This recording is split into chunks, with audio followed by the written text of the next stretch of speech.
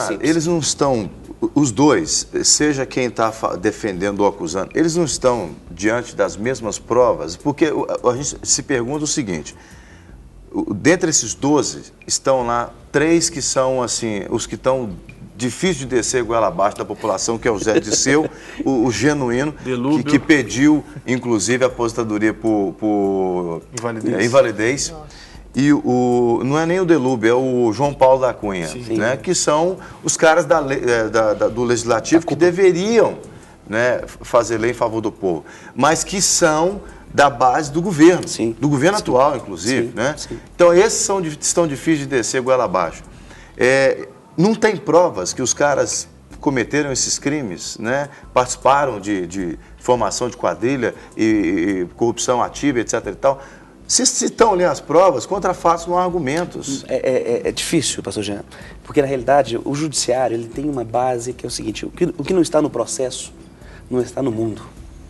Para nós do judiciário é muito fácil entendermos isso. Então, se não está ali naquelas 5 mil, 10 mil folhas, não está no mundo. Às vezes a gente vê alguma coisa pela televisão, uma entrevista, ouve alguém falar que viu outra pessoa fazendo, mas isso não está no processo. E você cria uma convicção que não está no processo. Por isso que a gente costuma brincar que o quarto poder é a mídia. Porque não está no processo, mas o juiz está vendo. Ele está vendo algo que foi filmado, outro foi gravado, mas não está no processo. E ele não pode dar a sentença dele se não tiver uma folha ali demonstrando aquela situação. Então, às vezes, é isso que é difícil. A mídia, nós imaginamos uma certa situação que não está totalmente embasada tecnicamente. Tá? E essa situação que agora nós estamos vendo e fica no campo da especulação. Fica no campo da especulação. Então, e indúbio pro réu. Mesmo tendo prova, fica na dúvida não houve o assassinato. É mais ou menos como aquele personagem da escolinha do professor Raimundo que dizia, você tem uma foto provando, você tem ação, não me venha com churumelas. Exatamente. Sem prova, então, não tem prova. Exatamente. Então, não é tão simples assim. E é interessante, porque como nós tivemos aí a alteração de 2 pessoas, pelo menos, do último julgamento, e esse é o grande medo principalmente do Joaquim Barbosa, dos 5 que batem com tanta firmeza contrários, porque no fundo, no último julgamento, nós tivemos um caso do ministro falando assim, olha, a gente tem que votar pela sociedade, não é pela lei, mas sim pelo que a mídia está querendo, o que a sociedade espera da gente, porque eles que pagam nossos salários. E aí um outro falou, não, nós temos que fazer o que é certo. Não é porque a sociedade quer ou não quer, nós estamos aqui para fazer o que é certo. O que a lei determina é aceitar os embargos. Um embate muito grande entre os próprios ministros. E aí, com essa alteração dessas duas cadeiras, se nós tínhamos 4 pessoas que votaram favoráveis a um certo crime. Agora você pode ter mais. Você pode ter 6. Se os outros, porque eu não acredito que nenhum vai mudar o seu voto. Eu realmente não acredito, porque eles vão já falar, eu estava avaliando... Mas você tem mais 2 para somar. Eu estava avaliando de forma diferente. E mudei de opinião. Então, quer dizer, você vai mudar de opinião? Peraí, então você não estudou direito da outra vez? Não, porque as provas são as mesmas, né?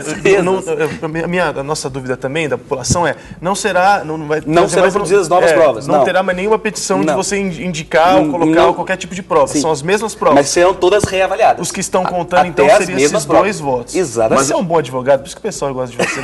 Mas o cara pode, por exemplo, acontecer dele reavaliar as provas e falar, peraí, eu vi um negócio que eu não tinha visto antes, por isso eu quero mudar meu voto? Poderia. Não, ele pode e deve. Tem esse direito. Tem e deve. Se ele realmente viu algo que muda a sua opinião, é o dever dele fazê-lo. Mas eu não acredito que ele fará. Na sua opinião, o ministro Celso de Mello, ele está sinalizando que vai aceitar os embargos ou não? Se tudo for o normal, vai aceitar os embargos. Se for normal, se não houver nada diferente saindo da cachola, tem que aceitar. Agora, no dia 2 de agosto do ano passado, quando foi julgado a situação do seguinte, alguns réus que não eram políticos pediram que não fosse julgado diretamente no Supremo, porque eles não tinham foro privilegiado. Para que eles pediram isso? Para poder ter a primeira instância, a segunda instância, ter ganhar tempo. E ser revisto. Quer dizer, se o juiz de primeira instância for contra, eu posso recorrer para um outro juiz que pode mudar. Que a lei assegura esse direito, exatamente. E o Celso de Mello, nesse julgamento, no dia 2 de agosto do ano passado, ele falou assim, olha, essas pessoas não precisam se preocupar com isso. Ele votou dessa forma, está escrito lá nos anais. Não precisa preocupar nisso, porque a lei garante aqui no Supremo os embargos infringentes. Então, se a lei garante que se qualquer pessoa que tiver 4 votos favoráveis poderá recorrer. Então, até mesmo essas pessoas que não têm foro privilegiado poderão recorrer. Então, ele não tem como ter mudado de opinião de uma coisa que já existia. A lei que eles estão discutindo, se ela decaiu, entrou em desuso ou não, é de 90. Então, quer dizer, de agosto de 2012 para cá, não houve nenhuma lei nova. A interpretação do Celso de Mello é muito cabível, porque ele interpreta. Se não tem nada tirando a lei de questão, ela continua valendo. E eu entendo que é correto. A gente entende também perfeitamente, que acho que a população entende também que os embargos infringentes atendem à perspectiva da lei, apesar de que está todo mundo cansado desse mensalão. Aí que entra a questão, que é inclusive as perguntas que chegam até para a produção. Isso tudo, qual seria o prazo para julgamento? Se tem um prazo legal, digamos assim, até em 1 ano tem que ser julgado, que eu acredito que não, depende da pauta deles, né? E também, se isso não vai prescrever daqui quanto tempo? Digamos que votariam infringentes hoje, quanto tempo para prescrever? E eu complemento a pergunta, tem a ver com o que ele está falando. No caso do Celso de Mello votar a favor dos embargos infringentes, eles vão rever o processo. Isso quer dizer necessariamente alteração para os 12. Isso quer dizer necessariamente alteração da condenação já dada ou não? Pode ser que voltem a analisar e terminem do jeito que está. Começar pela sua. Pode não alterar nada. Tá, o que está sendo votado e será votado na quarta-feira agora é se acatam um recurso. Nós temos que ler um recurso ou nós não temos nem que ler o recurso? Entendi. Tá. Lendo o recurso, eu posso manter a minha opinião? Pode manter a sua opinião. Ou pode ter alguma coisa naquele recurso que acenda uma luz para você mudar de opinião. Então, o que o réu quer é ter a oportunidade de falar mais uma vez. Tá? E isso pode moldar o julgamento de todo mundo. Porque tem mais 2 agora que não votaram no começo. Exatamente. Mas pode continuar exatamente a mesma coisa. Tá? Tempo. Sendo votado os embargos infringentes agora essa semana, o que será? Isso deve ser publicado até o final do ano. Porque depois que se publica o acórdão, é que há prazo para os embargos infringentes serem opostos. Então, que são 15 dias. Então, a ideia, sendo acatada agora os embargos infringentes, por volta do início do ano que vem, esses embargos virão à tona para serem julgados. Ano que vem é um ano eleitoral, um ano de Copa do Mundo, e eu não acredito que seja votado ano que vem esses embargos, e aí nós vamos entrar provavelmente para 2015. E o tempo da prescrição seria qual? Esse crime, por exemplo, de formação de quadrilha já estaria prescrito. Meu Deus. Então, mesmo se eles fossem condenados, provavelmente estariam prescritos. Ou seja, quer dizer, ele será condenado, mas ele não tem que cumprir a pena por aquele crime. Diz assim, a sentença é, você foi condenado a esse crime a ficar 2 anos em pena assim, assim. Mas como já se passaram tantos anos do crime, você não é obrigado a cumprir essa pena. Mas você foi condenado. Você já não é mais réu primário. Tem algumas condenações. Seu nome só está na lista negra, só está na lista negra, ficará lá por 5 anos, mas você não tem... Agora, prazo de prescrição é uma coisa que a gente não tem como definir. Porque esses prazos que eu citei são prazos aleatórios. Tudo pode acontecer extremamente rápido. Né? Como pode também. E como pode. Mas a previsão, tudo indica que... Eu acredito que esses que estão a favor da condenação desses réus, eles certamente vão fazer uma pressão para ver se resolvam tudo. E isso mais muda possível. tudo, porque o que vale é a soma das penas. E aí muda o regime das penas. Se você foi condenado em 2 anos para formação de quadrilha e essa pena, por exemplo, está prescrita... Você tem liberdade para ser... A sua pena de 8 anos vai cair para 6 anos. Agora, para algumas pessoas não vai fazer muita diferença. Para o Marcos Valério... Sim, são 40, vai para 37. Anos, vai cair para 35 anos. Agora, muito pequeno. A Rabelo, a Cátia Rabelo do Banco Rural... 40 e tantos anos, não vai fazer diferença nenhuma. Então, para alguns, realmente não faz muita diferença. Agora, esses embargos é muito fácil, então, da população e até a gente mesmo enxergar esses embargos como uma manobra, então, para que esses crimes sejam prescritos, então. Manobra da defesa, exatamente. No caso. A manobra na defesa para que esses crimes sejam prescritos. Sabe por que essa pergunta? Eu estava mostrando com uma pessoa que me falou exatamente isso. Nós estamos vendo a pizza ser assada de acordo com a lei. Exatamente, a lei está apoiando isso. Porque entrou o Luiz Barroso agora, que foi indicado da Dilma. Um crânio. Exato, é extremo, mas ele vem indicado pela presidenta Dilma Rousseff.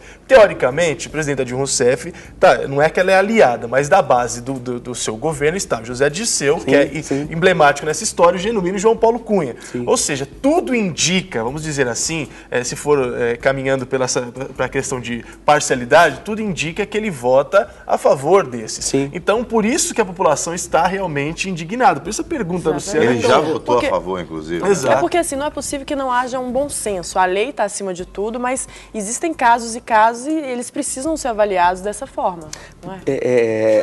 Aristóteles nos falava que a quantidade de leis tem tudo a ver com a ignorância do país.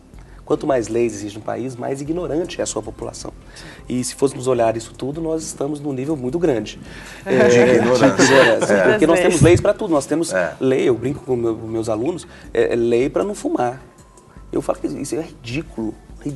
Não, estão criando uma lei no Rio de Janeiro agora. Não é que eu seja a favor do fumo, mas é uma situação moral, de educação. Não, você falou nisso aí, estão criando uma lei no Rio de Janeiro agora para exigir uma lei municipal RG do cachorro. Exatamente. Do gato. Exatamente. Então, quer dizer, tem de tudo. E está fazendo uma de São Paulo, do Sabiá. Do Sabiá. Proibindo o Sabiá de cantar às 4 horas da manhã. Exatamente. O Sabiá começar a cantar depois das 7. Quer dizer, a gente ri pode chorar, né? Exatamente. Então, quer dizer, existe a lei e nós temos que seguir a lei. Ela é o nosso prisma, ela é o nosso parâmetro. Nós não temos como fugir dela. E eu costumo brincar que pau que dá em Chico dá em Francisco. Se nós hoje abríssemos mão da lei e falássemos, olha, nesse caso nós queremos que o senso comum impere, que vá todo mundo para a cadeia. Aí na outra semana, quando os nossos filhos, os nossos parentes ou aqueles que nós conhecemos ou amamos estiverem lá sendo julgados, como que nós vamos falar que para esses nós queremos que impere a lei? Entendeu? Então, ou é ou não é. Então, se a população não aceita mais esse tanto de recurso, esse tanto de... Então não é uma manobra, porque parece o seguinte, não, o advogado está ali só para dar um jeito de tirar. Não. E sempre me pergunto isso, como é que eu defendo um criminoso sabendo que ele é criminoso? Como você consegue defender um criminoso sabendo que ele é criminoso? Não, todo mundo tem direito de defesa. Não estou falando que ele vai, nós vamos chegar lá e falar que ele não é criminoso. Mas sendo criminoso e réu primário, ele tem alguns benefícios. Alguns direitos. Alguns direitos. Então, quer dizer, o que deve ser previsto é essa situação. E existe essa previsão legal. Então, se a população não aceita mais esse tanto de recurso, essa justiça que não acaba nunca, esse anseio terrível que parece que a impressão que nos dá é que quem está errado é que está certo, tá? O erro não são daquelas pessoas que lá estão. O judiciário julga de acordo com as leis. E as leis foram criadas para aquele que nós votamos e colocamos lá. Não, inclusive, eu queria falar que uma das leis que deve ser tirada realmente, que é uma vergonha, é a questão do foro privilegiado. Sim. Mas você falou a questão do... Perdi aqui, mas eu vou no foro privilegiado, que eu estou tentando aguardar esse tempo.